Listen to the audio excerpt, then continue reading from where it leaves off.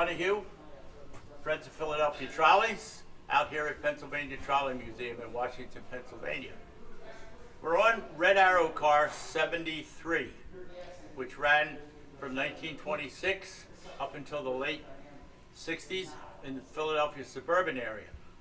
Double-ended car, often run in train, two-car trains, great crowd swallowers with these huge center doors. This is our latest restoration project. As you can see, all the windows have been taken out. Operator's door has been refurbished, if you can see outside the car. But our big project for this car, after talking to the director here at the museum, we want to take over the seats. We're going to start a donate a seat program. As you can see, these old rattan seats have seen better days.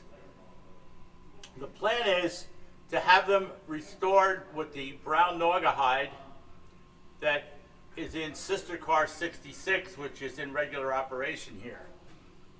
The cost is approximately $250 a seat. So we'd like to raise $7,000 to cover the cost of all 28 seats. If you'd like to donate $250 for a seat, there is a donation form. All donations are tax deductible. And if you can't handle $250, that's fine. If you can send anything in, $25, $35, $50 towards the seats, please do so. Just mark car 73 on your check. Thank you so much.